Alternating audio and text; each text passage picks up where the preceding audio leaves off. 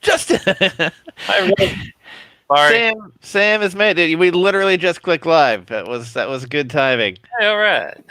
And Nick and I, we have this issue, like, because Nick and I are both logged in as admins, which means we both can do a lot of things. So, and we both tend to try and do the same thing at the same time. So, like, I've noticed you joined, and then you got kicked out, and then you got joined again. Oh boy, That's how we roll. it is. It's half the time. It's like it's like I said, this is a group effort. So, Hey, I'm getting a phone call I gotta take, so y'all go right ahead. okay, Be right back. Bye. all right, bye, Nick. Hey, It's to church. That was Is that- awesome. You got here right in the nick of time. Yeah, that was great. It's like we were waiting for you. Oh, well, thank you. I told them this is episode 173 of Gather the Nerds. By the way, I'm Cav. Nick is the avatar. This way. One of those ways. One of those above Earth 2 Church. That's Sam in Earth 2 Church. Oh, Nick has a phone call. He shall return very shortly. We talk about nerd stuff here. That's what we do. Random, completely random nerd things. Same as I told them. What is this? Nice. We will. Misty just sent me something we should talk about. We changed our Twitch, area, our Twitch broadcast, or whatever, from talk shows and podcasts to just chatting, just to see what happens, because it's the most popular area in Twitch. So just for pure experimental, we're throwing up over there, and let's see what happens. Science. For science. For science, Fantastic. indeed. Yes, Misty sent me she just sent me a thing that says, what is this? So many things are happening on my phone and watch right now. I don't even know. Apparently, there's a hockey team tonight. I don't know who is. They're playing in Paw Patrol jerseys. Oh, good. So we're gonna check, and you can bid to wear them, or bid to. It's the Oilers are playing in Paw Patrol jerseys tonight, and you could bid now on the Dash Auction app to get yourself your very own Tulsa Oilers Paw Patrol jersey. Exciting. So, yes, it's. Oh, we have some things to talk about. We've got some movie things and more HBO things, some Cobra Kai things. A lot of gaming things, as always. Some Mortal Kombat things, some Pokemon things, and whatever else we completely get derailed on, which, usually happens pretty quick. Let's start with Wonder Woman 1984. Wonder Woman has submitted for consideration in all categories at the Oscars, including Best Picture. Is this the most ridiculous thing you've ever heard? It's pretty ridiculous. Like, the movie was good, but it could be fun. better. It wasn't as good as anything Marvel's released in the last 7 years. You say was or was not? Was not. Oh yeah, no, not even. But close. It was What's the the best competition? DC movie in a while. It was really good, but Best Picture, no way. Yeah. For last year. Oh, sorry, I just muted Sam. That was me.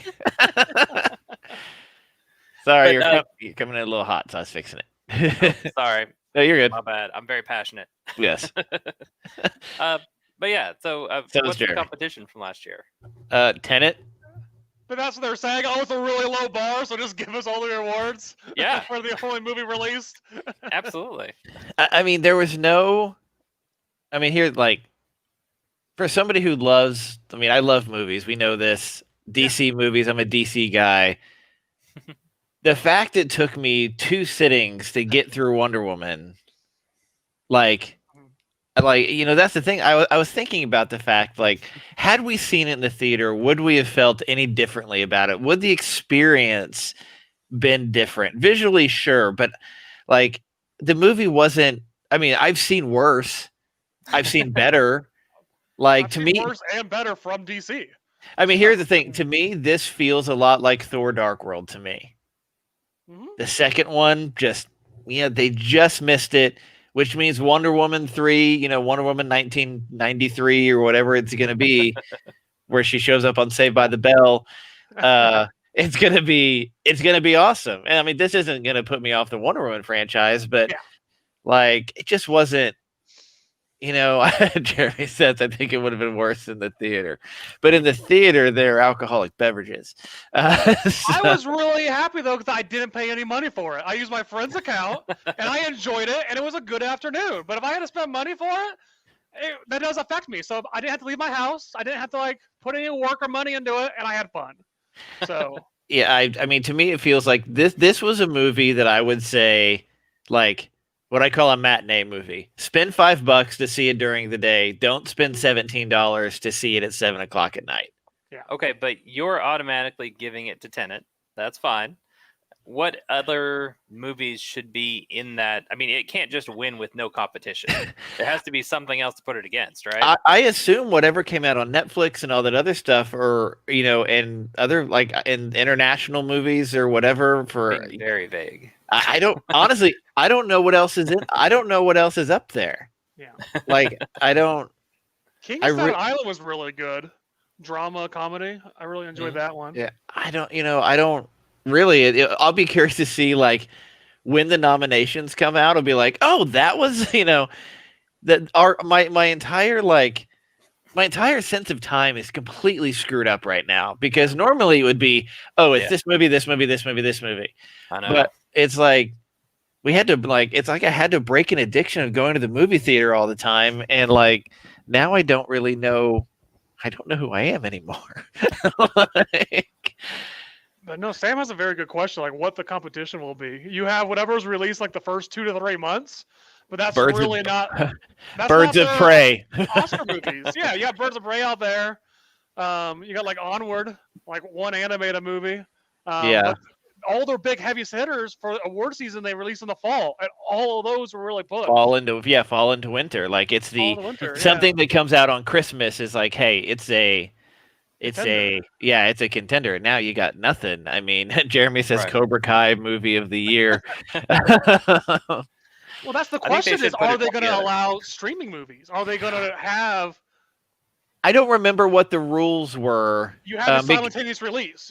That's Yeah, but- why Netflix put Scorsese's film into theaters because so they could win awards with it. You had to release in theaters for at least 30 days. Yeah, That's always been the rule. here's the thing: is this the year that rule gets changed because of Right. it? Like, That'd be great. It's a Was- special year, so even if it's a one-off, something like that, I don't see the Academy ever being like, yes, now you can just do release streaming or whatever. once you Right. do it, your foot's in the door. You have a precedent. So Yeah, unless they We've been say, look, weakening we're going to these do this rules every year. one time. Nick, Wonder Woman, Best Picture, yes or no? No. Okay. Moving That's all I on. had to say about that. Cobra Kai season 3, best movie of the year. Yep. Yes or no? Yep. No, I don't think. Do I think it was a bad movie? Absolutely not. Hi, Jeremy Rockefeller. Absolutely not. But do I think it was the movie of the year or the best movie? No. However, when you look at how many movies were released last year, maybe It's top 10. it's definitely a top 10. Definitely a That's all I'm top 10. saying. I mean, here's the thing. Wonder Woman 1984 or Birds of Prey? Tenet. I mean, Tenet, yeah, but... Okay, who here has seen Tenet? 84, if it's that too. I Okay, have not seen Tenet. I'm just raising my hand. okay. Yeah, I was gonna say, actually, Wonder Woman 1984 was the only movie that we saw last year. Did Tenet. not see Birds of Prey or Tenet. How Or would I anything watch else you've Tenet, listed. though? That's the thing. So Tenet just got released on physical media. And so it should be on multiple streaming platforms. But here's the thing about Tenet. Like, you need to go in not tired and ready to watch the movie from beginning to end. If you break in the middle of that movie, you will be so lost you won't even understand. Like, Like a normal Okay. Christopher Nolan movie. You gotta Yeah. pay attention. it's a So- very Inception like, but man, like when the pieces start coming together, like it's like it is one of the most original concepts we've seen in a movie in a really long time. Treat it like a theater movie. Put your phone in airplane mode. Not lock off those hours and just power through. Yeah. So basically, I need to just watch it when Harper's 15 and sleeps until noon. Got Yes. Yeah. Right. it. Okay, got it. I mean, I go to bed at 9:30 every night anyway. but I still managed to get up at the crack of dawn or before that every weekend. It's the weirdest thing. Yeah. Like weekdays can't get her out of bed before 6:30. Like, and that's a struggle. Weekends 5:30 on the dot. Yep. I don't get it. So yeah, so basically it's asking for consideration in a lot of different things. You're talking best actress for let's see, Kristen Wiig. Hey, there's Milo in the background. Robin Wright, Connie Nielsen for best supporting actress. Okay, here's the thing: Robin Wright and Connie Nielsen were in that movie for about 30 seconds. I was gonna say. Best Chris Pine and Pedro Pascal for best supporting actor. It's like it's I don't know. Cinematography, film editing, costume design. Like I don't know. Like, can you really do costume? I mean, costume design maybe just because of the evolution until you got to like full on cheetah. Then you're like, well, That was a bit much. that was You yeah.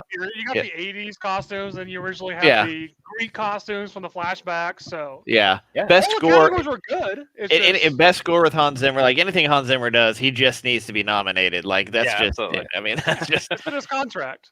yeah. so we'll see if that shows up on any of the things. I just don't think that we're gonna get there. Something else we're not gonna get. Season 2 of Swamp Thing, which apparently is season 1 apparently did fairly well on CW, but we're not getting season 2. And surprising absolutely nobody, we're not getting the season of Green Arrow and the Canaries, which surprised absolutely nobody. Like to me, I do have to say I'm disappointed though. Yeah, You know what yeah. I mean? It didn't surprise me. I'm just We're not disappointed. surprised, but we're disappointed. I'm not even disappointed.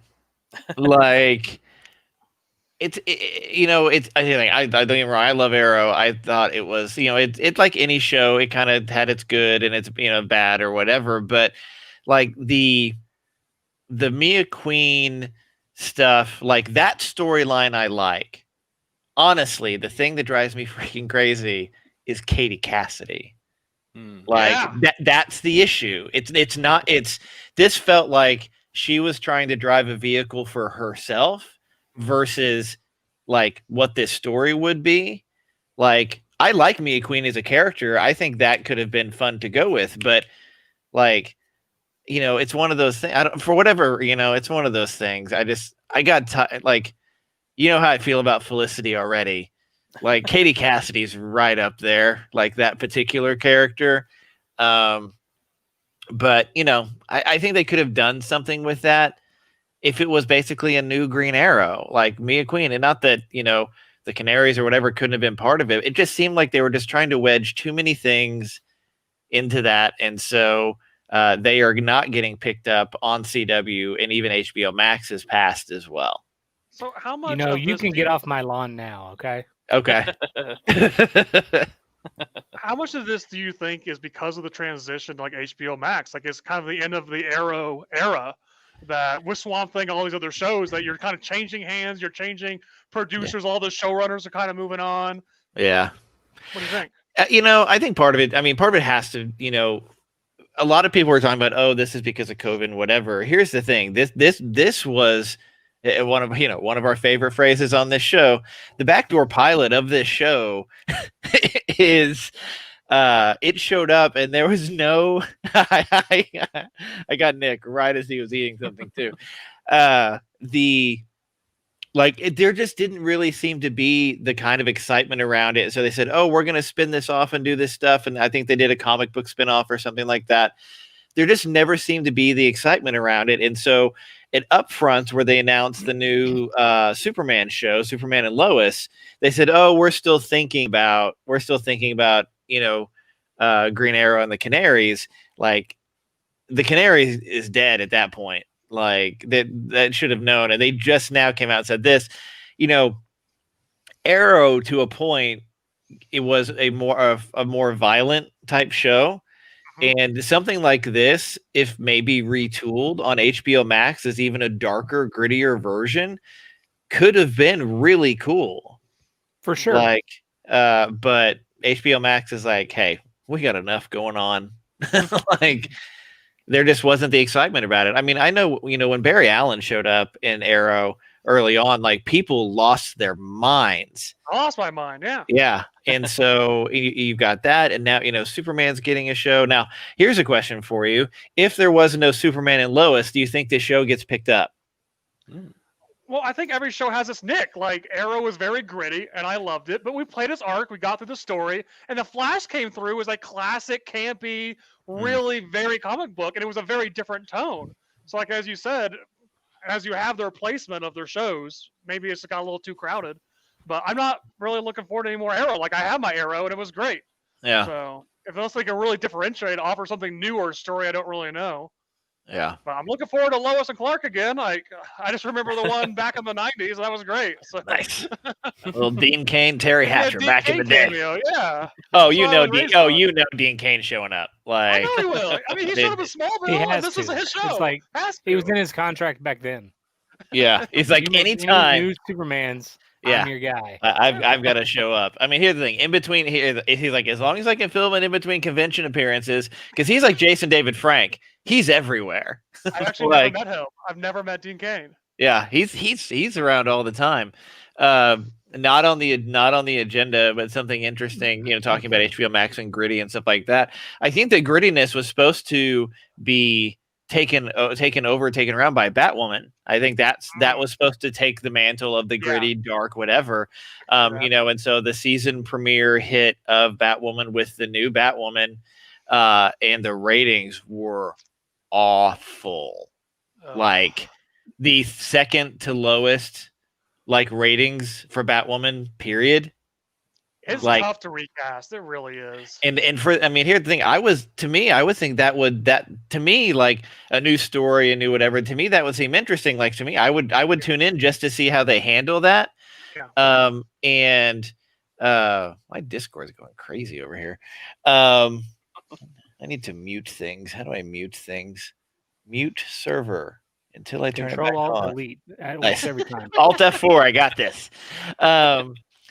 And so the ratings were really bad. So to me, you look at like Batwoman. Like Batwoman is something I think that could live on HBO Max as something grittier. Because I mean, really, some of the tones in the Batwoman stuff, like especially when Jeremy was drawing it and stuff like that, you've got a lot of different, more adult themes, which CW is tackling some for sure. But I worry that Batwoman is either not going to make it through the season, or maybe they make it through the season. That's it. But they've already canceled the crossover. There is no crossover this year because they're supposed to crossover between Superman and Batwoman, and they've already canceled the crossover. Now they're saying, because of filming and COVID and how we're doing this or whatever, but the crossover comes at the end of the year. So to me, that may be some writing on the wall that is unfortunate, because I'd like to.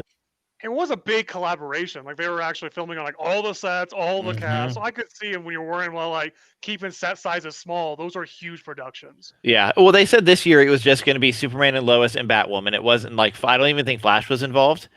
So kind of sort of a world's finest thing, because this is going to be the last season of Supergirl.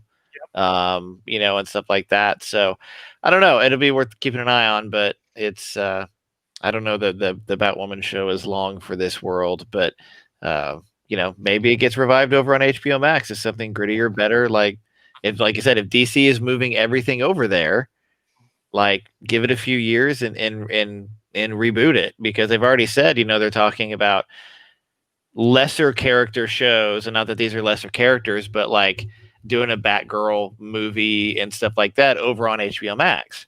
Yeah. Maybe we do. Maybe we get Batwoman in a movie form. I'd be down with that. Yeah. I just think all the CW shows are really kind of getting to the end of their arcs. They've all had really good runs. You look at Flash, Supergirl's ending, Legends of Tomorrow again has had another 6 seasons. And they Legends of Tomorrow Yeah. can be the next Supernatural and beyond for 16 seasons, because They they're the reinvent one. themselves. They Yeah. reinvent themselves and they don't take themselves too seriously. It just seems like they have so much fun, and it's so easy to rotate that cast to keep it It fresh. is. And it is fresh every season, and they do really interesting things, and you have all the space and time to play around in. Very similar to Doctor Yeah. Who. You keep swapping out the cast and swapping out the themes, and you can just run Yeah. forever. but it has run That's for a true. surprisingly long time, and I love it. But Yeah. Everyone's like, "Is this the last season?" But you look at it, and it's like it's almost like that. I mean, you look at some of it's the show that builds over time, that Yes. builds like this following, and Yeah. as you kind of go through and see, and like you said, because it has to reinvent itself. Like it didn't Mhm. start off as super popular, but it played this very interesting role. Like it was the connecting tissue between the universes, because that was the Yeah. only way that you could really get around. Like the legends could do these things, yeah, and then they had the Crisis on Infinite Earths, and now that there's like one Earth Prime, and everyone's hanging out on it. and So shine light on the amazing actors the CW has brought in, but who really couldn't give the screen time. So like Brandon Routh, yeah, Katie Lloyd, and everyone like, oh hey, we killed you off, but we'll give you your own show anyway. we're gonna bring you back. So Legends. legend, that's right.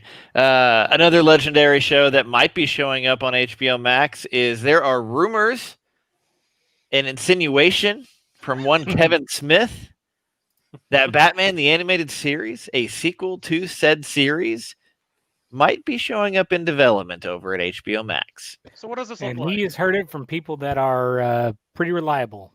He Yeah. says. So I hope Hey, Mom.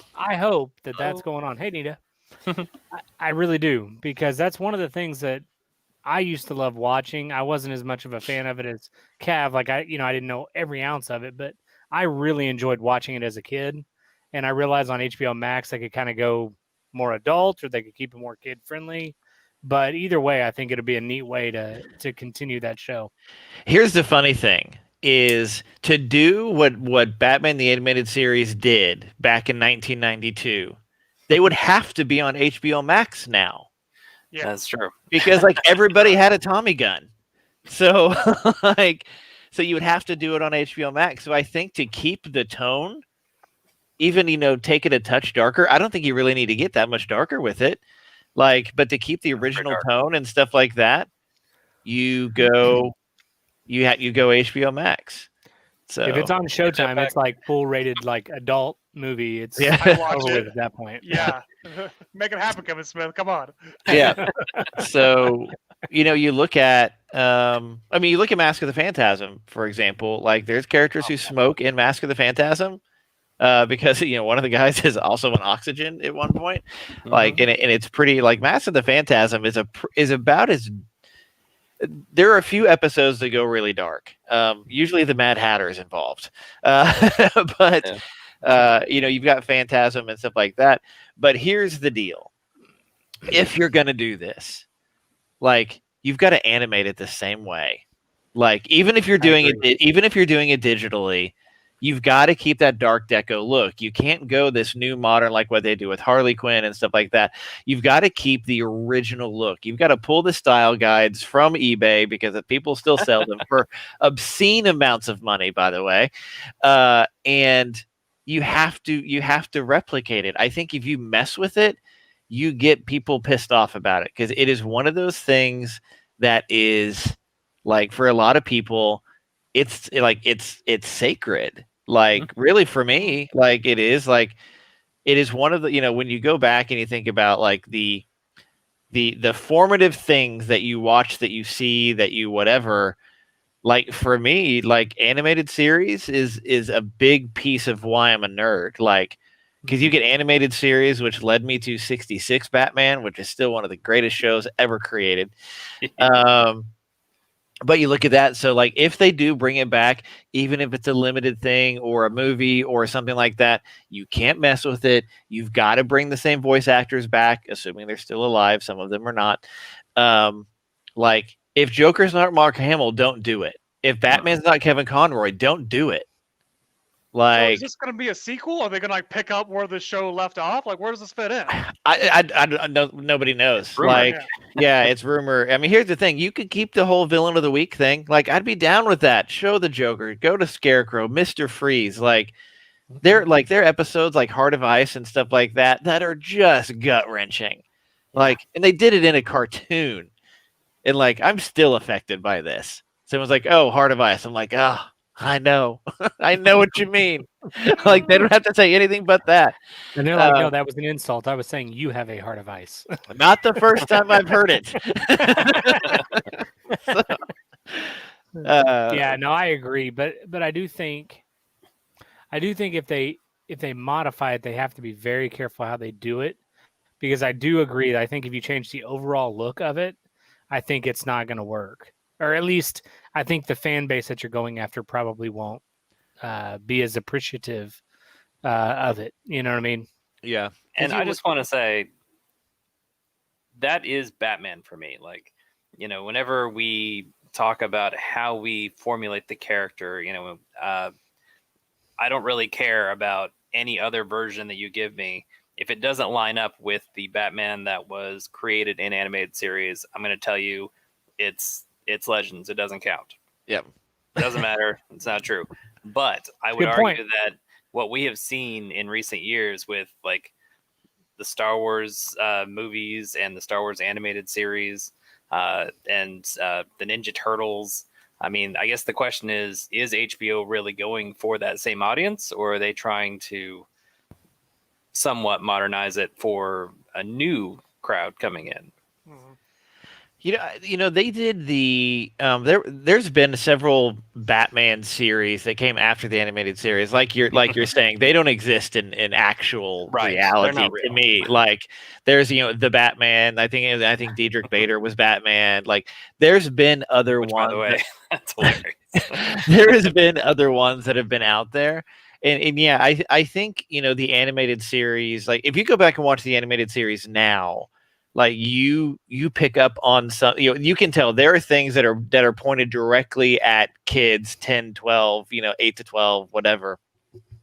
And there's stuff that's clearly for adults, like that's in there. I think if you go HBO Max, I think, you look at the Harley series. I haven't watched it other than I know that it is graphic in terms of language and things like that. At least I understand that it is. You can't go that direction with Batman the animated series. That's not Batman. Like Batman doesn't drop an F-bomb. Like that's not him. No, that's just Robin. Yeah, pretty much.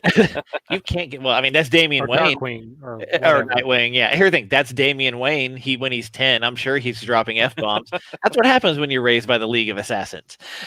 True. But yeah, I think to your point, I think you have to find the balance between keeping the core of it. And yes, you can modernize it with more modern stories and things like that. Obviously technology in terms of has taken a huge shift forward. If you look at some of the episodes with the robot Batman, which is one of the great Funko Chase Pod. I think it's a Chase, or maybe it's a convention exclusive. Is one of the really cool ones. Like you could do things with technology, like you make an evil Elon Musk, like you do things like that. Like I don't think you bring Maxie Zeus back. Like I don't know why you would, but you could do some cool stuff with it. So well, and like here's an example of how they took something that was golden and modified it with technology and animation, and it wasn't as good. And it's DuckTales. Okay, that is an example, because the new DuckTales, while it follows the same characters, looks totally different. And that for me killed it. Like I don't even have a desire to watch it at all. I loved it. I've had it on repeat. Really? Yeah. All right. I did not have the same feelings. We can disagree. I'm just saying. Oh, I know. Yeah, I'm Harper loved it and she watched it. But I could not get into it. Taste. Yeah. You and an Did you have 8-year-old. any other tips for me? Yeah. Maybe. So is the original Batman animated series available on HBO Max right now? it is now. Yes. Okay. Because if you're going to continue or reboot or whatever, sequelize it, you want to have that continuity where both are in the same place. Yeah, and really to me, there's two very distinct Batman the animated series. There's Batman the animated series, which was like 2 seasons, something like that, and then there's the Batman Adventures, I think, or whatever it's called, when they really introduced Robin and stuff like that. Like it's 2 different, same production company, but 2 kind of different things. Like I'm more of a purist. Like give me the first couple seasons, because you get I mean, heck, everything back behind me on that wall, there's like 30 prints from Bottleneck Gallery back behind me. Each one of those is an episode of Batman the Animated Series. It's like a thing on the title. It's not a title card, but it's basically based on an episode. And so like I'm kind of a purist in that way, but there are some good stuff that came later. But I think to your point, now that the animated series is on HBO Max, yeah, like you have some time to build up some things and whatever. But I mean, bring back Phantasm. Like, give me Phantasm in another Phantasm movie. Give me, something like that. And I will, I will watch that on repeat. Do they have a Superman animated on there too? I have not looked. Okay. I have not looked. DC does really well with the animated series, even outside of Batman. Yeah. Jetpack asked about Freakazoid.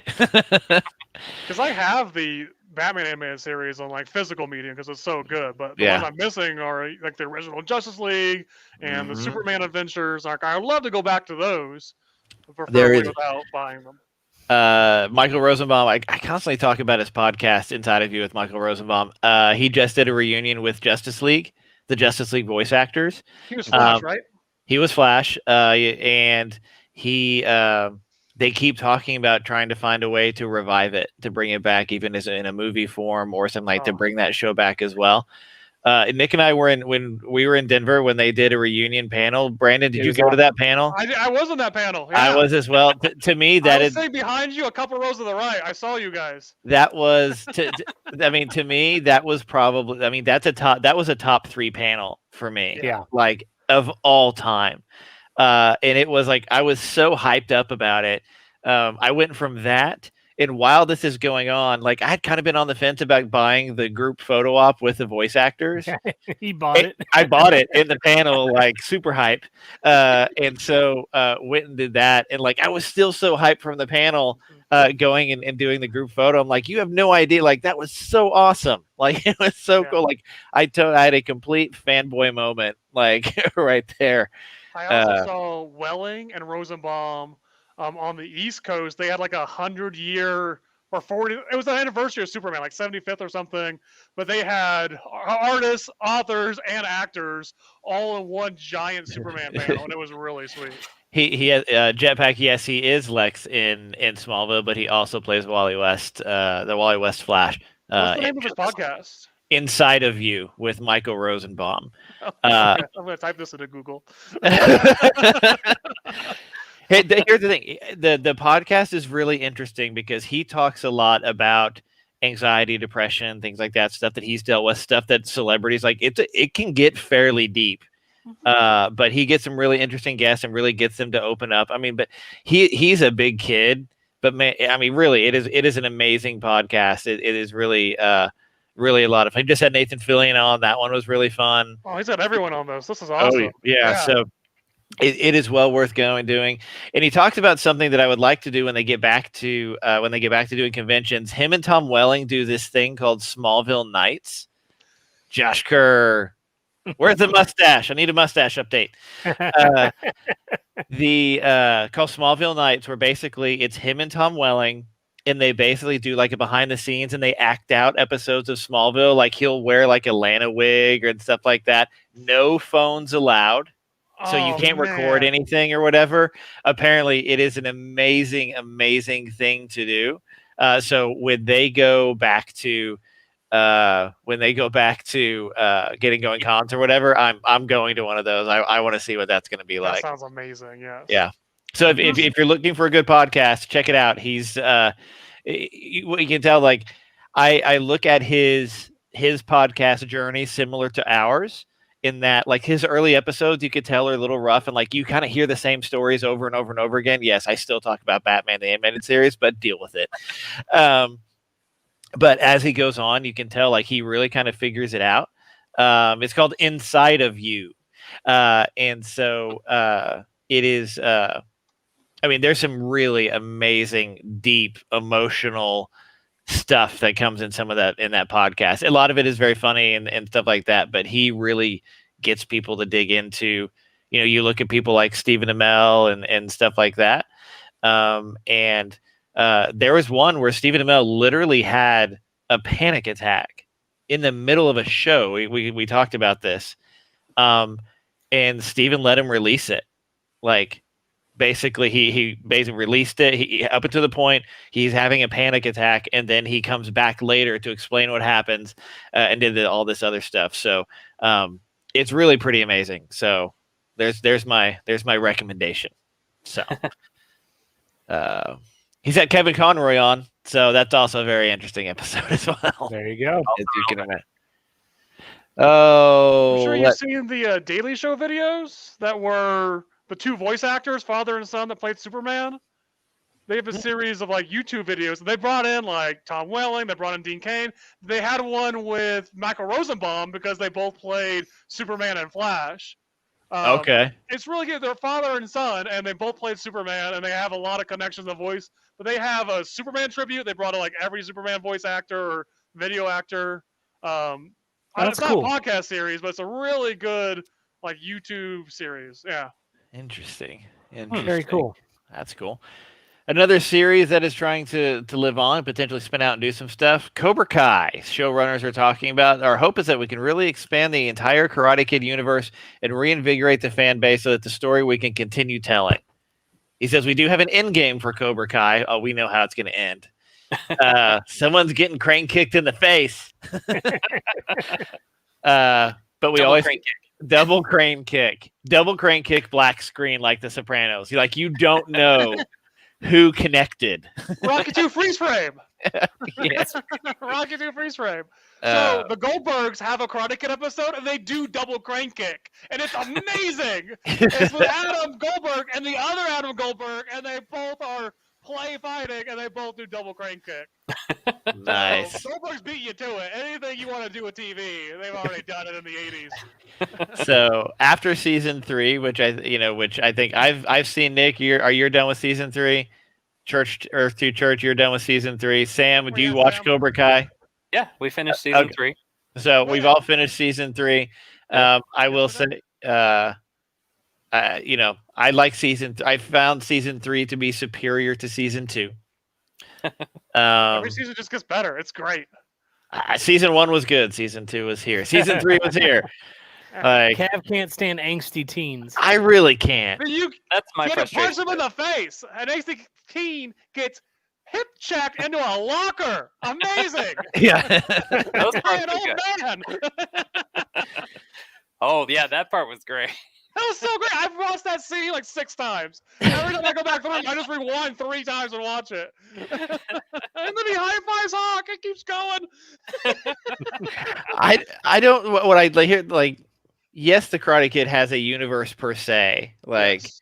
but I don't know. Like, is Cobra Kai spin? I mean, could you spin it off? Like, is there? I think it depends on what you're spinning off. I mean, because if you've got, you've got both his daughter and Miguel, and I think they could have a spin-off of some kind. But beyond that, I don't know how much his son, Johnny's son, is going to really play a part. I think it's gonna depend, more than anything else. It's I mean, tough to spin things off. I just keep all your actors together, keep that magic going. You don't need. It's like Cobra Kai goes to college, Cobra Kai goes to grad school, Cobra Kai gets a job. I mean, here's the thing. I mean, Saved by the Bell, the later years, was not as good as Saved by the Bell. Right, and I think if they're going to do a spinoff, I think they have to strike while the iron's hot. But I think it has to be a meaningful story, unlike Saved by the Bell after. Only because Cobra Kai is so niche in how it approaches everything anyway. Mhm. Like, the movies were great about having kind of a life lesson tied to it, and they were pretty broad in what they were doing. Mhm. And it's a kid dealing with bullies, and then someone kind of mentoring him to not be vengeance, seek vengeance and that kind of a thing. And so it's kind of that quintessential like dad talking to a son kind of a conversation. It's very Whereas relatable. Cobra Kai series is not really. I don't feel like yet they've really broached that side of it. They've had bits and pieces here and there with the flashbacks, but I think those flashbacks are more for the nostalgia than the actual storytelling, in my opinion. So I don't know. I've I think it's a appreciated- risk, but I think it's a risk they should take given how successful it's been. I mean, yeah, really kind of my biggest, the Karate Kid universe is not the Star Wars universe. Like, do you dilute your overall too far by doing that? But here's the thing, like Cobra Kai is coming in small pieces. I mean, we have to remember this showed up on YouTube Red originally, or whatever they called their original thing. Like this was not supposed to turn into what it turned into. Yeah. Right. Like, I mean, well, I think they probably hoped it would, but Sure. and so yeah, like I'm to your point about being an overarching message and stuff like that. Like I said, they touch on it here and there, like overcoming adversity with Miguel and his stuff, and there's the bullying thing and broken homes, like it's all there, but like the movies back in the day were so like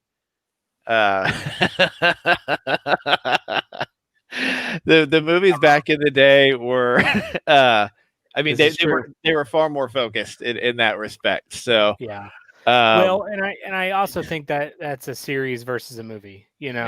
I don't know that you can have that same focus on a series that you're trying to stretch out.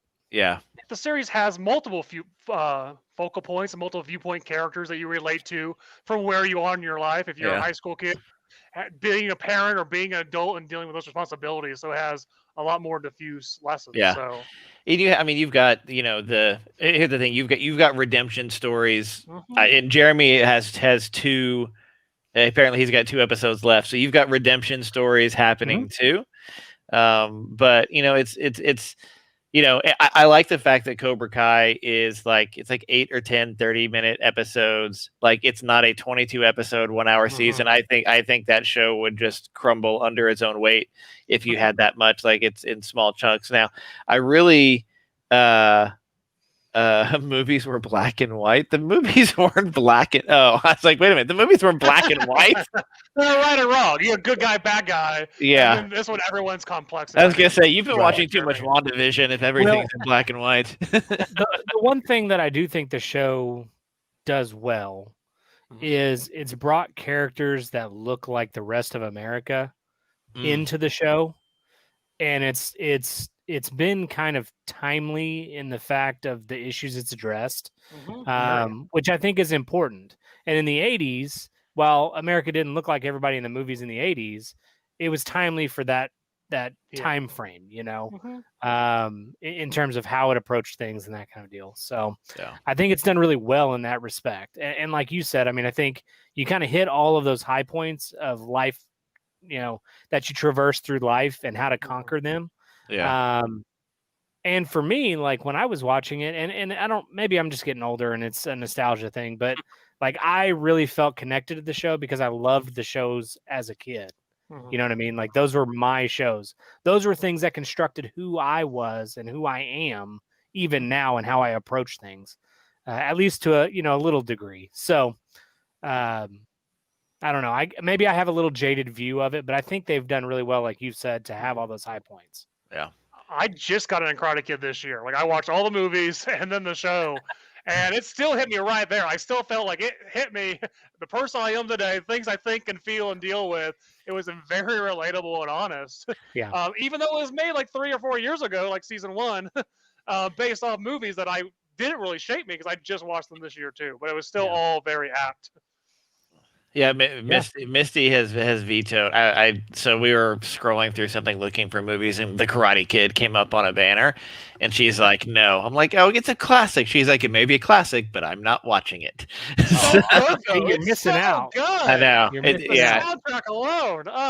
yeah. I mean, I don't know. Yeah. For me, like I said, it's just one of those shows that for a lot of people, I think, and Cav, you and I heard it whenever we went and saw their panel. Yeah. We heard people talking in that to them saying, you're the reason I did this. You're the reason I was able to deal with this. Wow. You're the reason I took up martial arts and continue to teach, and that, and so I feel like when something like that occurs, the people that are moved by that are always going to support it as much as they can. It's part of who they are. And so I I don't know. I think it's an amazing show, and I hope that if they do a spinoff, it works. And I just hope they don't try too hard I because trust the writers though. They've been I really do good so too. far. And I think the reason that I do is because of who's involved. You know what I mean? Hmm. I think if it was just some random person picking it up and trying to make it happen, I don't know that it would be as valid as it is. But Yeah. you know, I love the Fast and the Furious movies. But I was talking with Joni just recently because I was watching the original one, and I said, you know, when the original one came out, like it was so crucial because that was the blow up of the import car culture in Tulsa and in Oklahoma, but kind of around the world. Like it had been going on in the West Coast and other places for several years before that, but it had hit mainstream media then. And then you see them just keep jumping the shark and keep jumping the shark. And by the time we get to like the fifth movie, like we've lost focus of what this is even about. Like it's not about cars It's about anymore. family. Right. They Railroad shifted it. does. They Submarine. shifted it. I'll give you that. But I Shifted. feel like it Nice. was more so about it was more so about the cars and the building of the Yeah. cars and the culture aspects of the cars. And then that lends itself to bringing in that family. Some of my closest friends I met online in the car forums and all that stuff and have come to know them really well. Mitch being one of them, Mike G being the other one, you know, one of the other ones. And so cars definitely bring people together, that culture. But like I said, I feel like they keep trying too hard, and now it's just, you know, it's way too far. At this point, they're just leaning into it, like Yeah. because Right. they realize, like, you know, it's they because here's the thing, I think that because I remember when that movie came out, like it was this culture, like it's one of the few like movies when you think about it, like that had such a cultural impact, like so quickly. And the first movie isn't even, I mean, it's not the greatest movie in the world. Granted, I saw it in the theater like 9 times, but it had such a huge, like you said, a huge, you know, that culture existed elsewhere, but nobody knew about it. It brought this whole culture to everybody. And I think after you get to, you know, 1 and then you get 2 and then you go to Tokyo Drift and stuff like that, like I think at that point, if you stay focused on the cars and whatever, I don't think it does as well. You've got to. I think it has to shift, and I think while that may be unfortunate, while that may be unfortunate, I think what that was just that was what was happening in the market. They're like, okay, we've got to we've got to, you know, raise the bar a bit. How ridiculous can we get? And they said, oh, we're going to do these stunts. And it became like a movie about these crazy stunts and, you know, and stuff like that. Using the crazy cars. Using the, Yeah, you know, keeping that through line. And then it's like, The Rock is going to ride a rocket while it's on ice or a missile or whatever. Like, yeah, at that point, they have completely jumped the shark like 4 times. But it is so awesome at this point. Like, I'm not waiting. saying they're great or they're bad. I'm just saying, like, they're going to space. We've gone a long way. Here's the thing. This is my theory about them going to space, which is they are going to find a way to connect the Fast and the Furious universe and the Transformers universe, because we saw it in Hobbs and Shaw, and literally that's going to be the thing. And at the end of the day, Dom is Optimus Prime. What did we see in Hobbs and Shaw? You saw the bike that twists and transforms or whatever. Okay. Yeah. I think in those circumstances like that, like that's a good spinoff because those two characters together, those two actors together play really well. Chemistry was amazing. Yeah. Right. And so I think with Karate Kid, you've got to find that too. And I don't know that they have that yet. I haven't seen it yet. I don't know what they would do. And I don't think they need a spinoff. I trust the writers, but just don't do a money grab. Like you said, if there's an obvious pairing or story you can tell, but I'm not seeing it yet. Yeah. Well, I think I think go ahead, Sam. No, go ahead. They're going to space. Well, what I was gonna say is so like Too Fast, Too Furious was not great. Okay, like there were aspects of it that were cool, but that's about it.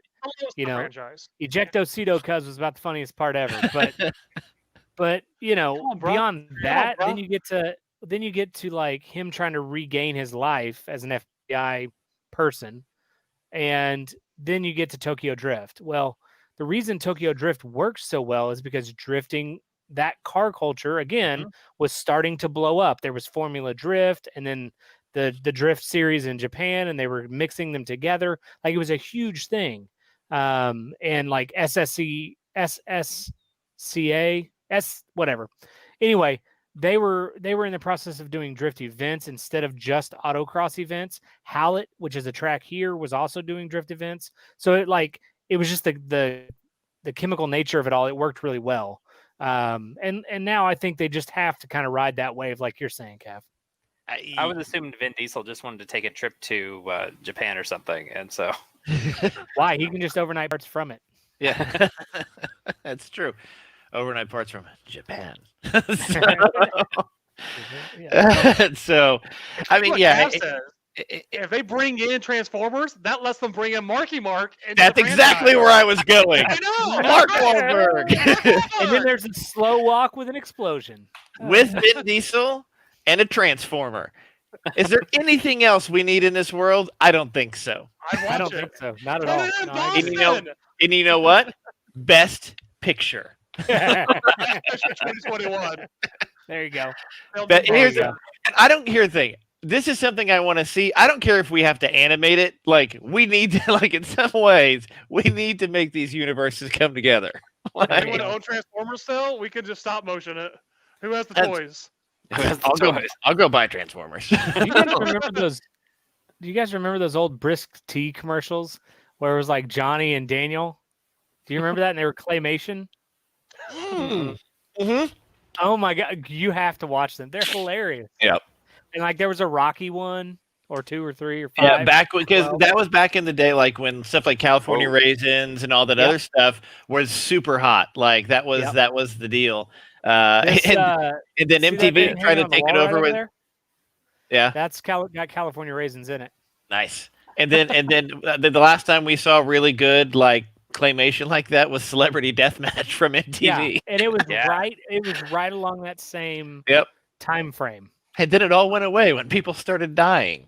Like, oh man. I mean, it might be in bad taste, but you know, It still is, but fun. I mean, but that was also one of those crazy like Celebrity Deathmatch on MTV was this huge thing, Mhm. and Yeah. and you look at like, you know, and I mean this even goes all the way back to like us talking about Batman and how they animate it and stuff like that. There are things you just shouldn't mess with, like claymation and stuff like that is such an art form. Like the best Christmas specials on the planet are the old Claymation. Rankin and Bass claymation, stop motion. I'll even give Charlie Brown some of those that really flat, 2D animation stuff like that. Everything doesn't need to be 3D, man. Like look at South Park. South Park is made out of construction paper. Like Is that what we're gonna do? Gonna South Park it? Yeah, we might there we have go. to South Park it. Oh Like my god, you killed Kenny. so. You killed Optimus Prime. We lost his prime. But here's the thing. We've seen in the trailers, nobody's really ever dead in the Fast and the Furious universe. Nope. Just like in the comic books. That's because they follow the timeline of Star Wars, where they go forward 35 years and they come back 10, and then they go forward 50 and they come back 70. Yeah. So they just I think They they're do bringing this all back the time. Holland, right? Han's back. Yeah, Han Han's is back. And he's Yeah. still snacking on food, which I love that they made sure they took that one character aspect. Because if you look in Tokyo Drift, dude is always eating something. He's It's always part- snacking on yeah. something. well, and And then if you look at the ones that follow Tokyo Drift, it's the same way. yeah. And then and then you look at whenever they show in that trailer and they show him walking in, dude's got snacks in his hand. I'm like, that's continuity, people. Like Movie of the year. movie of the year. I mean, Speaking- yeah. Speaking of more continuity, there were rumors flying up and around that Chris Evans was back as Captain America. Yes. Yes, except he's just like his response was facepalm emoji, shrug emoji, and then he told everybody to vote. So like nobody really knows, but there's been a lot of really not a lot of really great gifs and memes that have come from that. I mean, not to Bernie level, but there has been. So here's the thing: he's denied this before. They always deny. Everyone. They always denies. That's the rule. It doesn't mean So- anything. Raise your hand. Plausible deniability. Yeah. So, like, here's the thing: what I'm curious about is maybe we are. Wait a minute. We might have a special guest here. OG Church. The OG Church. The OG Church is here. I don't know that guy. So Hey guys. nice beard. Nice Yeah. Church. Oh, thank you. So, Thank you very much. Uh, I've worked very hard on it. so here's my theory. Could it be that Christopher Evans is going to show up as Captain America, but in the Loki series? Ooh. I don't think he's coming back for a movie. I think Yeah. he's coming back for somewhere in the series. He could come back in Falcon Yes. and Soldier. I mean, he could, but I mean, would you want to? Like, does that hurt? Does that hurt that show? I think it's tied in his legacy, and I think it makes sense for him to be even a minor role in it. I don't Some think kind it of hurts it. piece. I don't think it hurts it if he's the old man. There's Nice. a lot they could do. They could do Old Man. They could do him time traveling back. Alternate dimensions they're doing. There's so much they could do with him.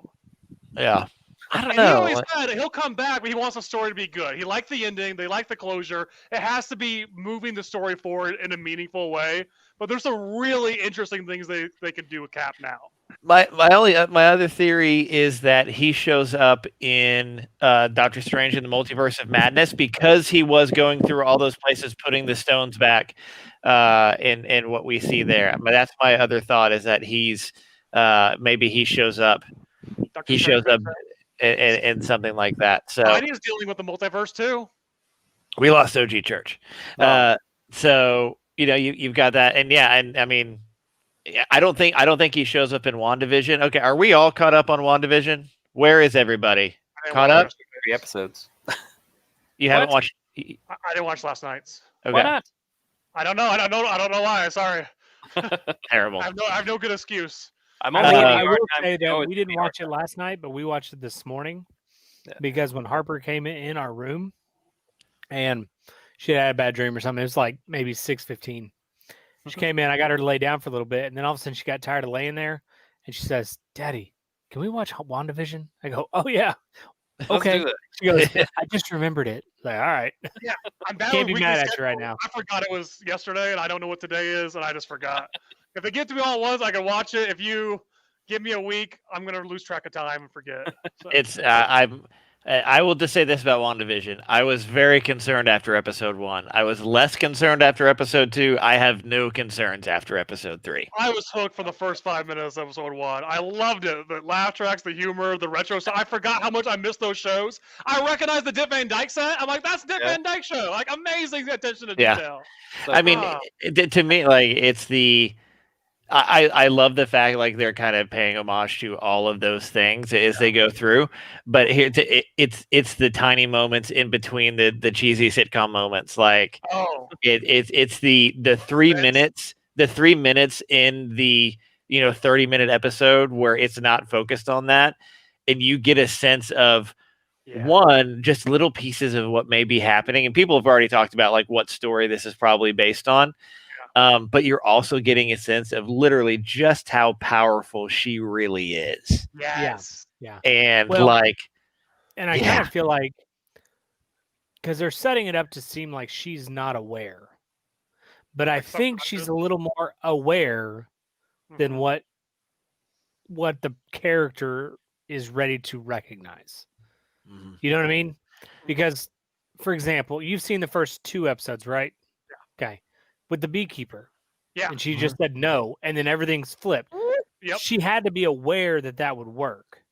yeah, Or she used pulled the her doctor. power. She pulled the Doctor Strange.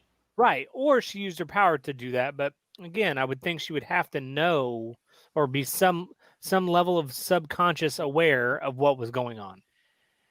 I Maybe think. maybe not, but I Some think. level of self-denial in there too, I think. Oh yeah, there's some Oh, and you see that a disassociation. lot. Yeah, Yeah. there's some disassociation happening, like, absolutely. and it's like, hey, this is there are parts where like, oh, my life is great or whatever, and anytime something shows up to basically kind of screw with that is when you see Scarlet Witch. It's like there's two, like there's Wanda, and then there's Scarlet Witch. there's a Scarlet Witch, Good way to put it. and so Wanda wants to live in this world of whatever, because Vision's around, even though how is always the question. And then, but Wanda, who's living in that world, can't or whatever change what needs to be changed, and so it's very much becomes a kind of almost like a dissociated identity thing, which is like the Scarlet Witch takes over at that point as a self-preservation thing, and rolls out her powers and does stuff. And what I really like is like some of the ridiculous things with her powers that they're doing. It's just like making pictures spin on the walls, and making stuff pop out of the sink, and whatever. Like they're having fun with it. The magic show was brilliant. That was great. That was great. Oh, I loved it.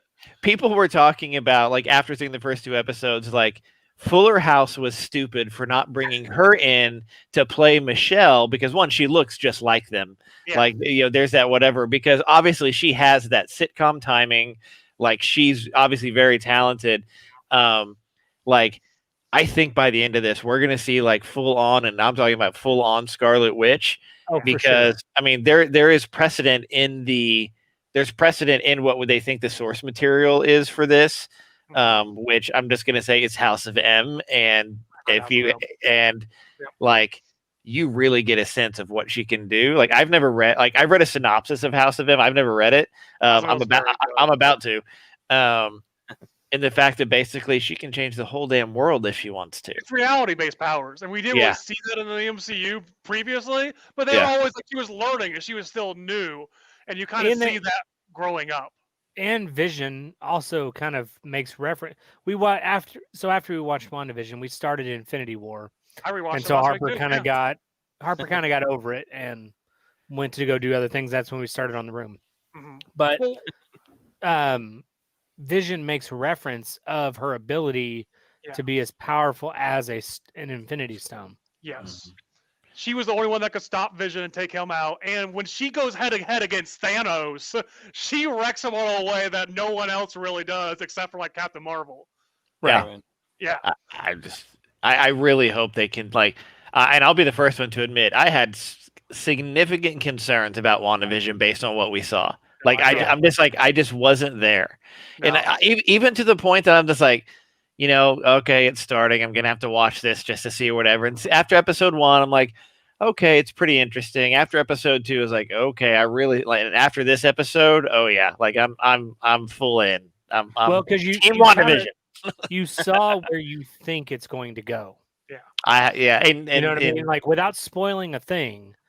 Yeah. Episode 3 gives you a picture of where we as fans think it's going to go and where it's going to go. Yeah, and here I don't know that we even have a clear idea of where it's going to go. Oh no, it's a small glimpse. Yeah, it's a small glimpse. Because in House of M, there are characters from other universes that we have not seen in the MCU before that play a huge role. Yeah, and this could be bridging those things together. And if they pull that off, greatest like TV coup of all time. If they pull that off without it getting leaked out ahead of time, about some particular characters who play particular roles in this, in House of M in general, if they pull that off and nobody knows, I mean, greatest TV coup of all time. Well, like, and something. I mean, similar to, I mean, even more so than Luke Skywalker and Mandalorian. Even more than that. Something cool that they have already done. Spoilers. And I won't. No, I'm not going to spoil a thing. Is they have, outside of those 2 characters, Wanda and Vision, which ties them to every other movie that they've been in. Yeah. Outside of those 2, they've already made a callback to a whole other situation that occurred in a whole other movie. Yes. Already they've done that. And so because of that, that's something that I think Marvel does really well from a continuity standpoint, So You talking Brandon, about I'm not going Captain to say a word about what movie or anything because I don't want to spoil it. Marvel? Well, they already for did you call or back to anybody Captain else. Marvel in episode 2. Right. Yeah. Right. I'm Yeah. an idiot and didn't realize that. So there you go. But I mean, here's the thing. It was subtle. It was But very they, subtle. No, I know. there They- are. I they mean, there explore are it more, though. references to other things in episode 3. Right. Very clear. I'll Can't watch it right miss after it. this. I'm sorry. Ah, all right. Well, and then on top watch of it right that, now. on top of that, We'll what wait. you're saying, Brandon, with Captain Marvel, Yeah. that part of it is tying to a lot of other things, which is amazing. I understand that. I think I know where you're going. Like, yeah, I'm pretty. I didn't see it coming. Sword? Are you talking about sword? Sword, maybe. Sword. Maybe. It's Monogram bow and sword. Yeah, And- Maybe. Yeah. there's a lot of things. Okay. All right, let's move on to gaming because we can talk about this forever. WandaVision wasn't even on the agenda, so much Thanks, to Chris Evans. yeah, thanks, Chris Evans. Much to Sam's delight, Scott Pilgrim for Switch becomes Limited Run's biggest physical release ever. How many copies did you buy? Only one. Okay. How Unless many digital copies did you buy? How many digital copies? 3. 14. No, I got it on every platform possible just in case one of them gets rid of it. And I know that's not enough still, but I will at least have my physical copy in 5 to 6 months. It says in less than 3 hours, they sold 25,000 copies of Scott Pilgrim on Switch. That's cool. Thinking about Yep. getting the PS4 version. Nice. So that is You know, pretty. I had never heard of Scott Pilgrim. Like, I had never played it before the movie came out. I still haven't played it, but I didn't even know it was a video game or a comic book or anything. And when that movie came out, and I thought, this is just going to be goofy and I'll watch it, I loved it. It's I a loved it. masterpiece. Yeah. Yeah, I think I he was loved still it. writing it when the movie came out. I think the final one hadn't been completed. I don't know if that's true. I thought they had finished. I was watching a stream the other night where he was the author was talking with the Yeah. streamers as they were playing the game, and that was one of the things that he was talking about was that they put a lot into the movie that he was kind of thinking about while he was writing the final book, and there was kind of some question about how they were actually going to end it and how many shoots they were going to do for how they all concluded it.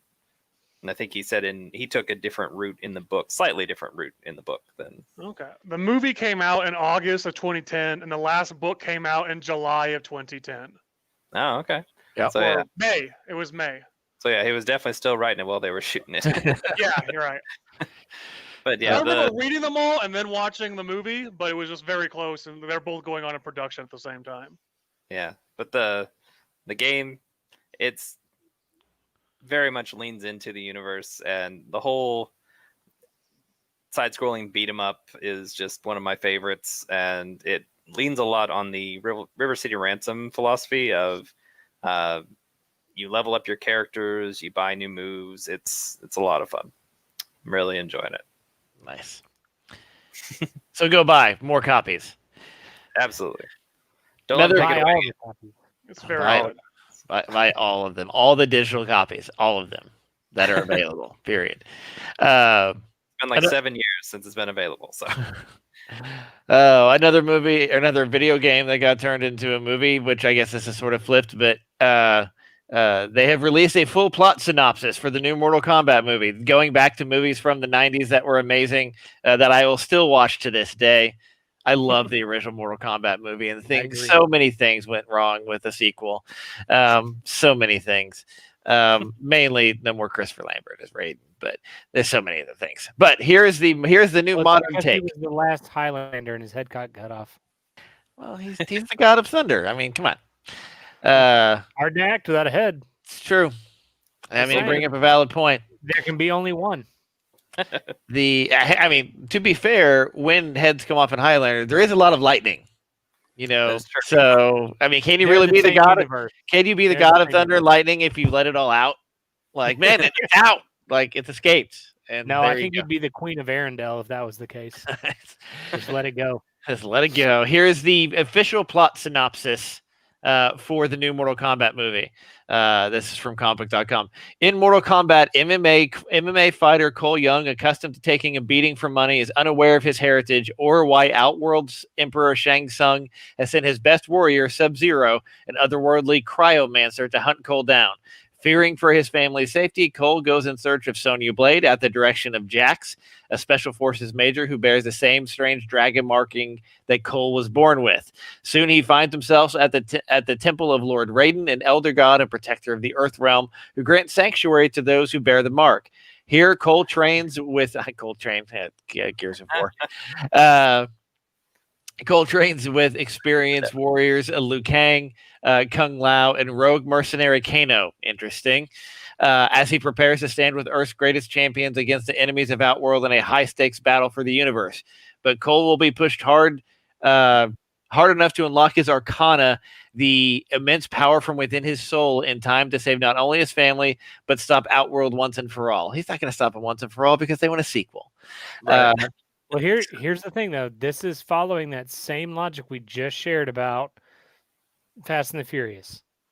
MMA versus just random actors or martial artists, right?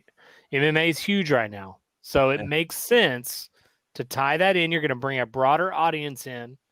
Like, it makes sense. And to me, it sounds like it's going to be an awesome movie. I'll watch it a couple of pumped. times. It's going to be, I think this is one of those that's also getting released on HBO Max at the same time as it's going to get a theatrical release. And so let's see here. So Except for Cobra Kai. What's that? We think they're going to tie it in with Cobra Kai. yes. Okay. Sub-Zero and Cobra Kai, I'm down. Like I need Scorpion in Cobra Kai. There you go. Get over here. the film is set for nationwide release April 16th, 2021 in theaters, and will be available in the US on HBO Max for 31 days from theatrical release. So we're only a couple months away, 2-3 months away before we see it. Now, is that COVID months or is that just regular months? I'm I'm pretty sure COVID months, that's like 8 years. That's Yes. true. It is at least 8 years away.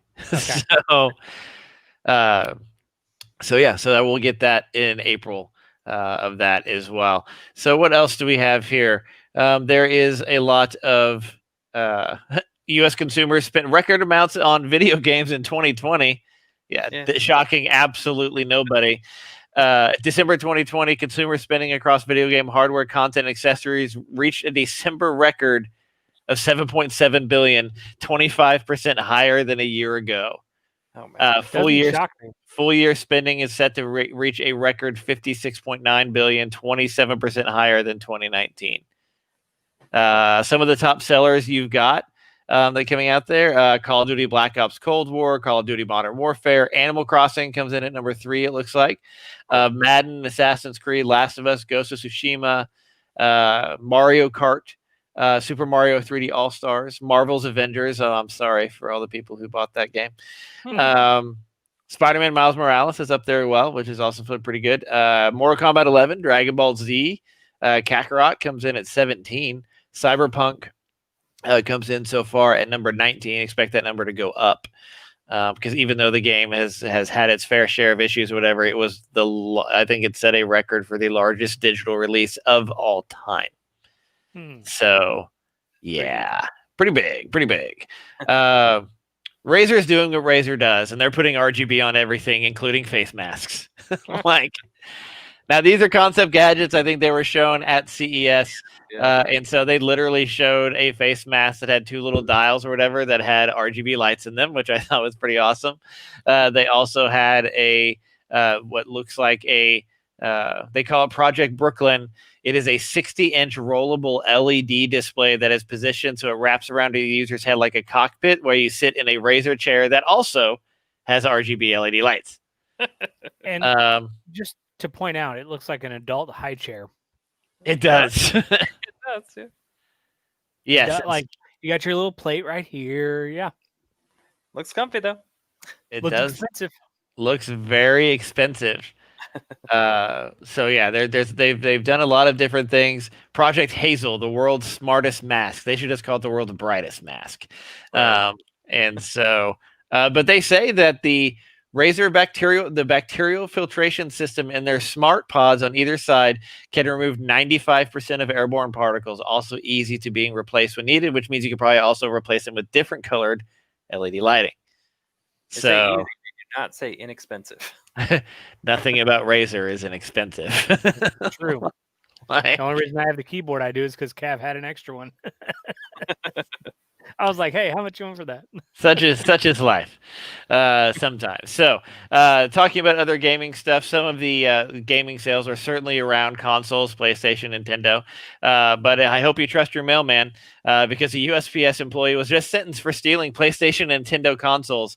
A USPS worker was fined and sentenced to home confinement after pleading guilty to embezzling multiple electronic devices from the mail. Classic USPS. Oh, classic. I mean, when you look at the picture, it kind of reminds me of Johnny Tran. It really does. Like the DVD players were purchased legally. It's the random quotes in that movie that I remember. Like, and so it You says, mean like you going NATO on me, Brian? Like I don't even know what that means. here's the thing, now here's the question. I've always wondered, are you going NATO or are you going native? Native makes sense. I think it's native, but I think maybe he kind of garbled it. Yeah, I still definitely don't know garbled what it. that means because Well, going native is because he's becoming part of that car culture. Like he's defying authority, like those guys do, or whatever. We need an That official sounds Fast and the so Furious bad. script. Who's got one? so bad. Oh, yeah. You probably couldn't say that now. I believe If Hannah is that's our what he official. says, holy cow, that is horrible.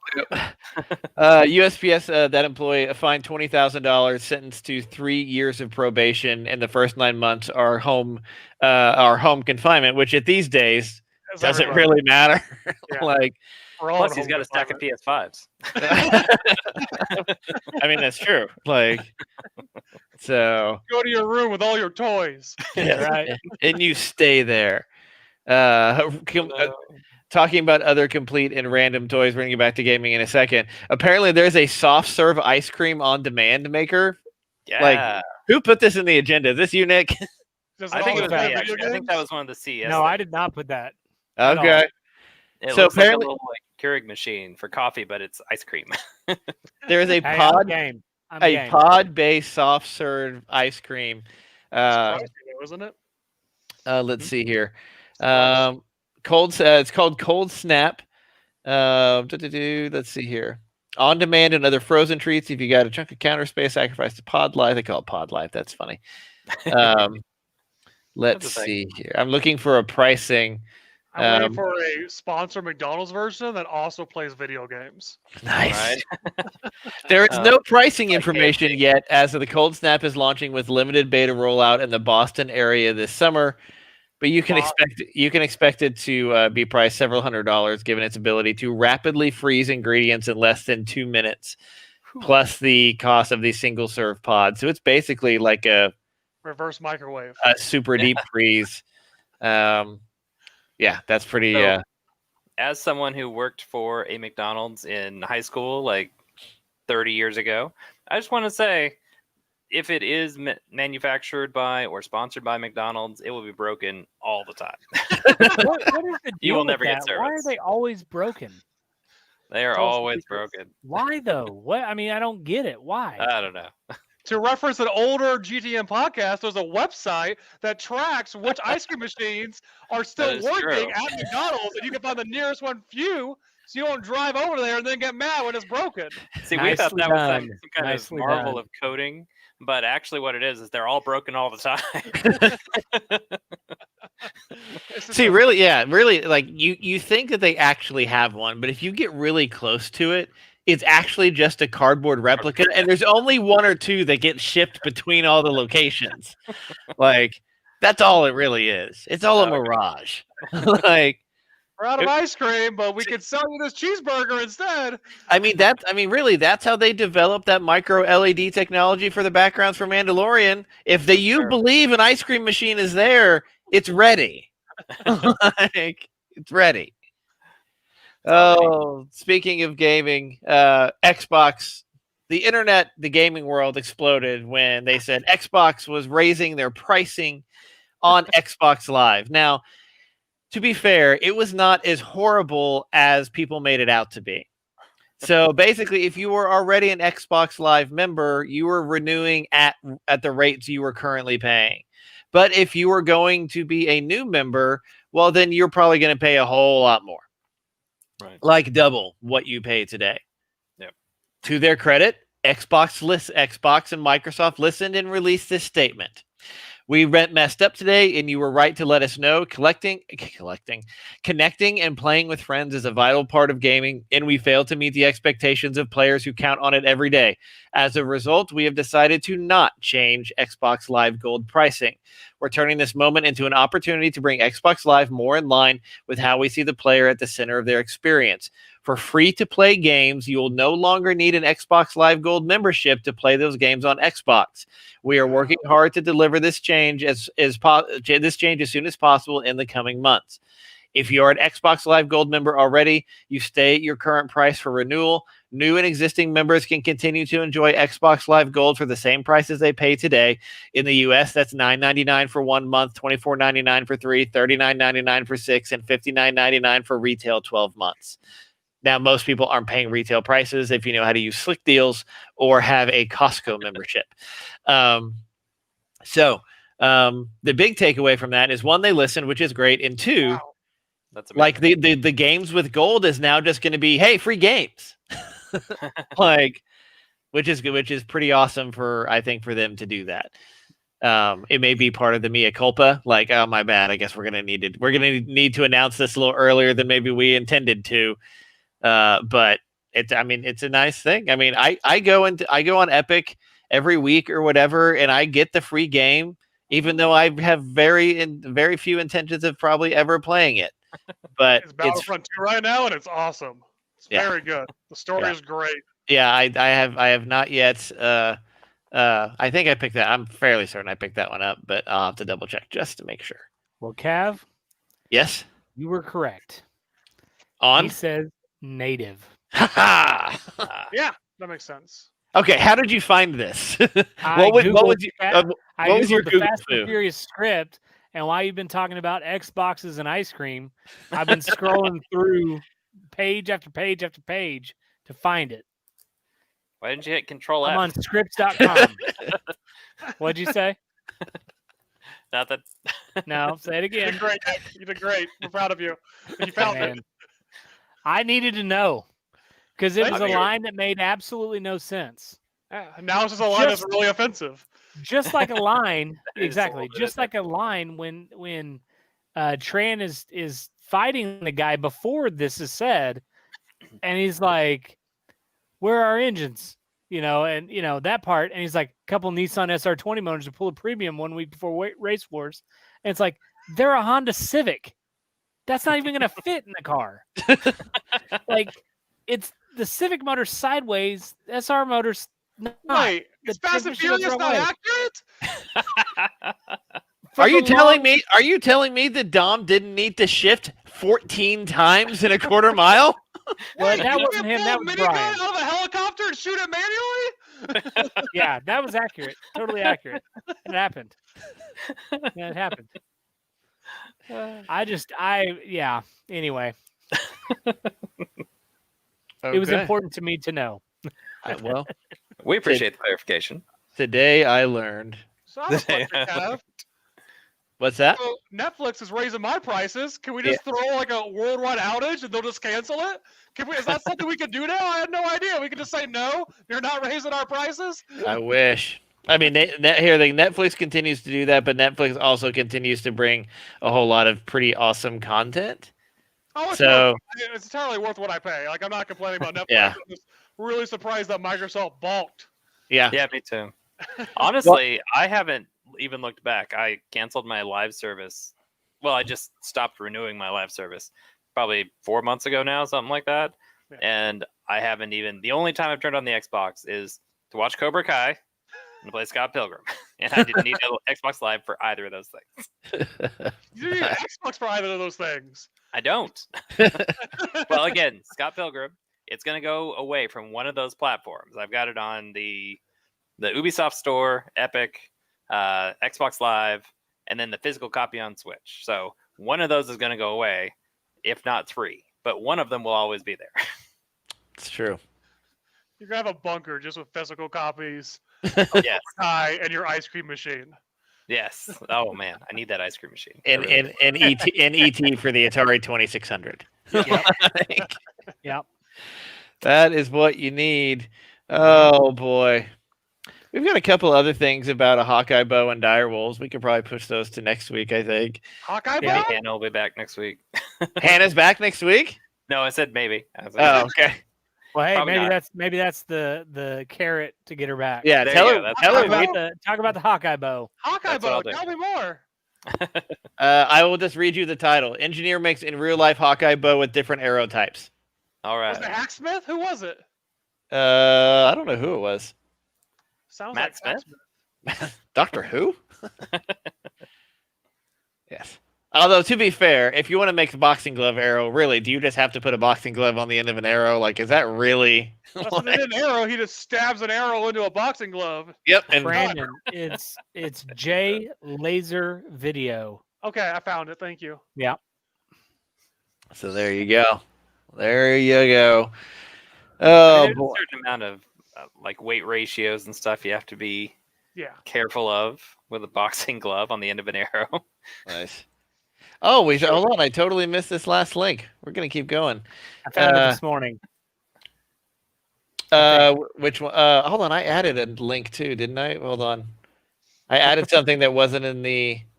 Oh, I added the Xbox thing. Oh, did you add the Pokemon for 400,000 this morning? Gotta catch them all. Gotta catch them all. Gotta catch them all, and it's going to take a pretty big wallet to do so. I was watching this auction as it was happening Okay. on Heritage. So, like the Pokemon world right now is absolutely insane, and there is a sealed box of base set 1 first edition, like the original box that went up, sold for $408,000. Now, Insane, man. here's what I don't know if that, like, because they keep the identities of, obviously the people who are bidding, as anonymous, like clearly. Makes sense. Not long after that, Leon Hart, who is a Pokemon, like YouTube, Facebook, whatever streamer, who has a very substantial collection of early stuff and things like that, posted a video, him and some other person, basically opening a box of a base set 1 box of Pokemon, talking about how it is a $400,000 box. Something else to keep in mind, Heritage Auctions is based out of Dallas, and so is Leonhardt. It's entirely possible that he bought that box. If he said that he did, I don't know. I didn't dig into it that far. But even if he didn't, he literally opened a $400,000 box of Pokemon cards and during that stream, he talked about opening it to make sure it was legitimate, to make sure it wasn't a fake, and stuff like that.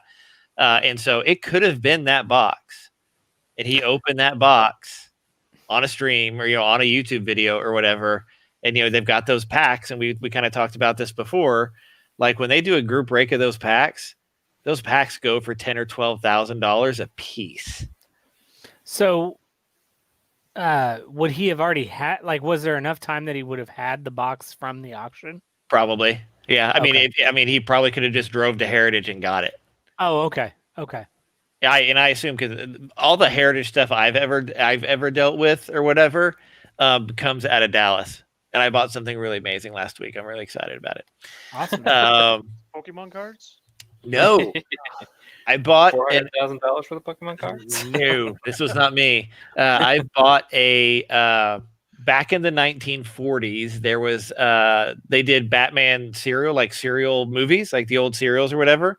They released posters for these movies back in the 40s.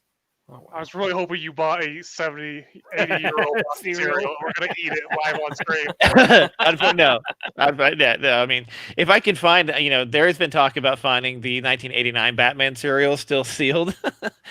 But I found one of the cereal posters from 1943. in pretty decent shape. Some restoration happened to it, whatever. I'm stoked about it. Like, I think it's one of those cool, like, old pieces. There's not a lot of them left. So I'm pretty excited about that. Of course, now the problem is, like, there's a set. I know there's a set. Gotta collect them all. Gotta collect them all. Just like Pokemon. Gotta collect them all. Yeah, this one, I know what some of the others cost, and I'll never get them. But just to have one, I think is really cool, actually. But Yeah, for sure. cool. That's awesome. But yeah, other than that, a rare Blastoise card also sold for $360,000. We've seen the Charizard cards go for $250,000 or more, and here's like, at some point, like, hunting that card, the Charizard in particular, is why people were buying these boxes and paying for obscene amounts of money for them. But now basically the cost of the box has exceeded the value of the one card. It is driving the value of the rest of the cards for the major character or whatever. It's driving some of them up as well. And so you're seeing major shifts in that, which I find very interesting. Something else I find interesting, and we'll close on this. I was talking to Tattoo at the card shop the other day. There are hedge funds, like basically financial funds and stuff like that are investing in cards like sports cards, like LeBron rookies and Jordan rookies and stuff like that, as collateral assets for their funds, because they will continually go up in price. Wow. Like, what is happening in the card industry right now is shifting even some of the financial industry, because you look at some of that investment, you could spend $10,000 on a card now, but if it's a Jordan rookie, that card's never going to go down in value. That card's going to maintain its value and go up over time. And so, unfortunately, you wish you would have known about this 2 years ago, when you probably could have got those same, Pokemon cards. Like, those boxes used to go for like 20 or 30 grand. Now they go for 400. Like, not that I had 20 or 30 grand to buy one, but like, you look at it, and you wonder. So yeah, it's very interesting what is happening in the card world in general. For sure. Watched some live breaks over at Dave and Adams, who also are doing comic book breaks as well. There are now boxes, like blind boxes for comic books, that are graded. Like, there's some that are focused on female heroes and first appearances and stuff like that, and they've got some pretty amazing. You could buy a box for like, they're around $100. And I watched one because there's this Gotham City Sirens box that was out, and the two major hits on it were, there is a first Harley, a 9.8 first Harley that's in there, but there was also a first Poison Ivy from back in the day. It's like a 7.5 or something like that. The first box they opened had the Poison Ivy in it. I'm like, man. So that is a several $1,000 book that someone just got for $100. Like, so yeah, it's pretty crazy what's going on in the world right now. It sucks for a lot of what's going on in the card world right now, because values are skyrocketing so much. Like, products aren't really affordable anymore for a lot of people. And if you ever go into a Walmart and you look where, the baseball and football and cards used to be, it's a freaking ghost town, because people have turned it into this whole, like, flipping thing. Like, that's their job. They have figured out the routes of the people who restock. They basically stalk those people, go to Walmart, buy all the product, flip it. Like, and that's what they do. Mm-hmm. So Church and I have had long discussions about how awful those people are. Mm-hmm. And there was a guy who had posted on the thing of all the stuff he got from Walmart, and also said that he was also collecting unemployment at the time. I'm like, you might, like, somebody's going to turn him in, and probably, because he's like, I make about, like, for all the stuff that I turn, I make about $2,000 or $3,000 a turn. Wow. Yeah. Crazy. I just One church asked me to scout our local Walmart for cards. Yeah. I They did did. not do it, but he asked me to. There's nothing. I mean, I look too. Like, I really look too, because, like, I like buying a $5 hanger pack every now and then, or a $10 box or whatever. Like, I it's not, I mean, yeah, I'm not going to buy a $400 box somewhere. Like, so I just like hanger packs or whatever. But the new Donruss cards are coming out, and they're the ones that are very, like, social media focused. And so they have, like, emoji backgrounds and stuff. It's pretty amazing. So I might get a couple boxes of those, but they are not super expensive. I don't think. I don't know. We'll find out. Okay, I'm done rambling. What does everybody else have? They pushed Nada. back No Time to Die till October. I saw that. Yeah. James Bond, October. We have hot water now. Sweet. Hooray. That was a saga. We need to tell that saga one No, day. we don't. Somebody was I asking prefer not Josh. to. Josh was saying we need plumbing tutorials from you, Nick. Yeah, that's a conversation I'm not having on here. I can promise you that. Yeah, there were some challenges. And I had to channel my inner Mr. Miyagi to overcome them. All right, there you go. So you're telling me you didn't crane kick the plumber? Nope. Okay. Just myself. I say you're not telling me that. Okay. Wink, Nope. wink. I just crank nudge, kicked nudge. myself. Like, Yeah. I looked Okay. in the mirror and just crank kicked myself in the face. All well, right. I mean, here's That's the thing. Like, impressive. plumbing is, yeah. I just can't. It's so annoying. Like, it's one of those things that I don't ever want to do because like I know if I do it wrong that like I'm gonna flood my house. The worst part of it is it gets everywhere. Mhm, mhm. Yeah. It gets water. Yeah, Like, what are you gonna do? You know, it gets everywhere. it's true. So yeah. Very I true. know some good Oklahoma plumbers. I do. Well, there we go. There we go. Everybody should make friends with tradesmen because they are fewer and fewer and far between, and their prices keep going up. So Yeah. yeah. Hmm. So, all right, gang. Well, it's good to see everybody. For Glad sure. everybody is well. Absolutely. Good to see you guys too. And Yep. dodging Rona left and right. I'm still not set up in my room here yet, but hopefully soon. Looks good though. What Looks you do good, have huh? up? Thank you. Hey, speaking of which, have you guys read the Halo books? Because I saw Halo behind you, Sam. Which ones? I don't know all of them, any It's- of them. They've been going on since the first games started coming out. Are they good? I loved the first and the third one. I got lost a little bit after that. The first one was kind of a description for how the Spartan program got started. Mhm. The second one was basically a description of the game, which was okay but not great. The third one, I don't even remember what it was, but it was really good. So I Well, would the put reason it I a lot- asked is because somebody I didn't anticipate that was into nerdy things, I guess in a conversation that I was not a part of, was asking if I had read those books. And I was like, wait a minute, why are they asking? You know, it just kind of blew my mind, but it was pretty cool. So you know So- how in Star Wars you had Yeah. basically a ton of different books written by a ton of different people, Uh-huh. and you'd say, "Oh yeah, the Star Wars books are great," but really what you mean is the Star Wars books by this author over here were great, or this author over here were okay. And they share a lot of the same authors too. So you can probably Yeah. find some of your favorite Star Wars authors that wrote really good Halo books. Gotcha. Okay. Well, that's cool. true, yeah. So yeah, I actually recently picked up 2 new books in the discount bin at Barnes and Noble. I think no, Books a Million. So we'll see if they're any good. I don't know, Awesome. but yeah. Didn't they have one that was given to me by Earth One Church that I could now pass on to you? It was Contact Harvest, and it was good. Oh yeah, that was pretty good. Yeah. Contact Harvest was good. The first one, oh man, what was it called? First Strike, I think. No, Fall of Reach. Oh yeah.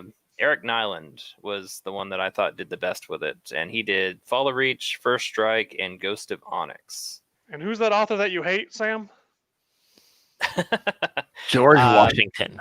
I don't necessarily have an author that I hate. I'm just saying that he did a really good job, and he did 3 of those early books. They were My exceptional. Memory of you George R.R. decades Martin. ago to avoid a certain Halo author. And then you said you've got Contact Harvest. I do. That was good. That was the 5th book in the series. But yeah, there are. Oh my goodness, I'm googling it now. There's a ton of them. There's Okay. so many of them. I can't Okay. I count. was just curious. Apparently, I was Nice. just curious. Okay. Well, go read Yeah. some Halo books. Watch back Cobra Star Kai. Watch WandaVision. Play Do all Scott that. Pilgrim. yes, absolutely. Learn a trade. Yeah. Yep. Keep an eye out for a Robin Sparkles Funko Pop for me, please. Oh, Wait, what now? Let's go to the mall, everyone. There is a Robin. It was supposed to be a New York exclusive. You can get them on eBay and whatnot, but they are releasing How I Met Your Mother Funko Pops.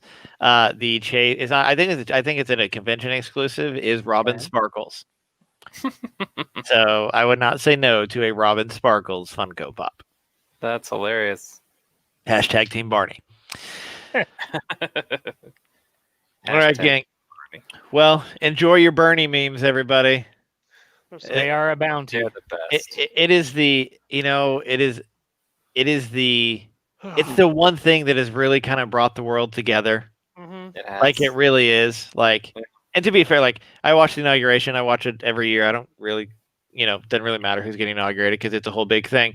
And I thought like when they brought the youth poet laureate up, like she just crushed it. If you haven't watched like her thing, like watch it. It's awesome. National Youth Poet Laureate, I think is what it is. And I tell you, like she would have been the superstar had it not been for Bernie's mittens. Mhm. For sure. Right. Like Along so. with good mittens. I keep Yeah. trying to come up with memes that we can do for Bernie, They're already and done. every time, yeah, it's already made. I've seen them in literally everything. Yes. I had So a super long day at work the day of the inauguration, and I completely missed it. And the next morning, I wake up and all this stuff's going on. And I'm like, oh, I can do this. Oh, we can do that. Oh, what about this? Already there. already done. I you like 30 that night. Yeah, This is this is what the world needs right now. it is. It's One amazing. of my favorites is the cage fight one, though. Yeah, I was Oh, gonna say, his arm. He's got the arm bar. Like, oh, there's That's that awesome. one, and then I think Matt is the one who posted the one where it's the guy from I can't remember the series, and he has the folding chair that he whips out in his Yeah. chest or whatever, and it's Bernie. that was amazing. like, so Bernie, Great job. Bernie everywhere. So that's pretty. He's even been on our podcast the entire time. So And he's even come out and said, I was just trying to keep warm. yeah, He even said like, "Oh, well, Vermont makes really good Yeah. mittens and good coats too." I will say to his credit, he threw it up on a sweatshirt, sold it on his website, sold out, and I think all of that money is going to Meals on Wheels That's in what I heard. Vermont or something like that. All of the proceeds are going to charity. Yeah. So Just embrace it. yeah, so I thought that was cool. But like, there's like crochet Bernie things now. Like, there's a whole market for it now. So, all right, everybody embrace the Bernie memes because it's Yeah, awesome. Vermont Meals on Wheels. That's pretty cool. Yep. That is very cool. All right, gang. Everybody have a great week. Stay safe. Stay healthy. Don't dodge the Rona. Hopefully we are getting closer and closer to that not being a thing. Mhm. Fingers crossed. In a few months, we'll be there. Fingers and toes crossed. So, this has been episode 173. Yes. Of Gather the Nerds. Thanks for watching, everybody. I'm Cav. There That's you go. Nick. See you guys. Sam. Hannah's not evil. Every time you say that, I'm really not convinced. Blink if you're okay. Yeah. I'm not either. Earth to Church. You stay classy, internet. That's not possible. All right. See you guys. Bye bye.